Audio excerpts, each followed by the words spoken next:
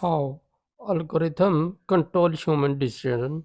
Story: the invisible hand. It was 6:30 a.m. when Daniel's alarm rang. He did not choose the alarm sound. His phone did. A soft piano tone filled the room, calm, gentle, perfect for walking up peacefully. Daniel stretched, picked up his phone, and saw something waiting for him, a notification. Good morning, Daniel.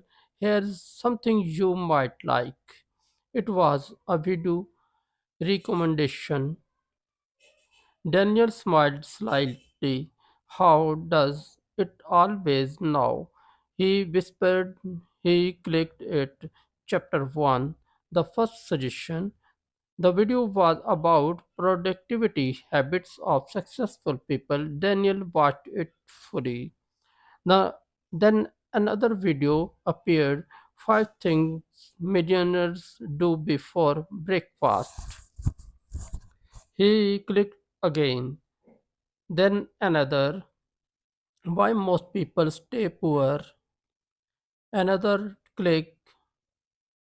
Without realizing it, 45 minutes passed. Daniel had planned to exercise, he had planned to read, he had planned to improve himself, but he did not choose any of those things. The algorithm chose for him, and Daniel followed. Chapter 2. The Illusion of Choice. Later that day, Daniel opened his social media. He saw posts. Some made him laugh. Some made him angry, some made him feel insecure, some made him want more. He thought he was choosing what to watch, but in reality, everything was chosen for him. The algorithm had already studied him. It knew what he liked, what he feared, what he desired. What kept him watching? It knew him better than he knew himself. Because every click, every pass, every scroll was data, and data was power. Chapter 3. The experiment. What Daniel did not know was that he was part of a silent experiment, not run by scientists in white coats, but by machines that did not sleep, machines that did not forget, machines that learned every seconds. The algorithm watched when Daniel stopped scrolling. What made him click? What made him hesitate? What made him emotional? It learned his weakness. It learned his triggers, and then it used them. Chapter 4. The purchase he did not plan. One evening, Daniel saw an ad, a watch, elegant, minimal, perfect. He had never searched for watches, but he kept seeing it again and again and again. At first, he ignored it, but slowly something changed. It began to feel familiar, comfortable, necessary. 3 days later, he bought it, not because he needed it, but because the algorithm made him want it. It planted the seed, watered it, and watched it grow. Chapter 5. The Emotional Manipulation.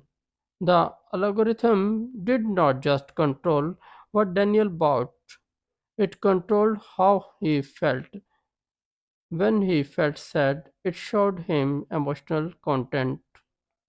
When he felt lonely, it showed him relationship.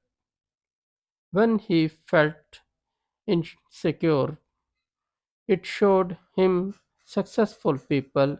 It kept him in a loop, not to help him, but to keep him engaged, because engagement meant profit and profit meant control. Chapter 6. The Realization. One night, Daniel sat in silence. He asked himself a simple question: when was the last time I chose something without being influenced? He could not remember.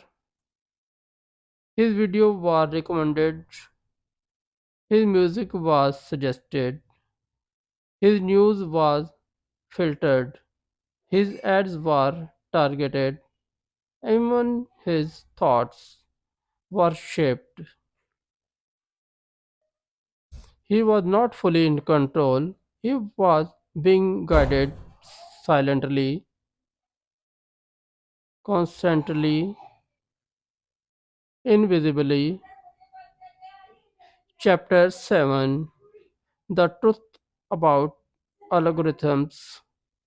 Algorithms do not force you, they do not threaten you, they do not command you, they do something far more powerful.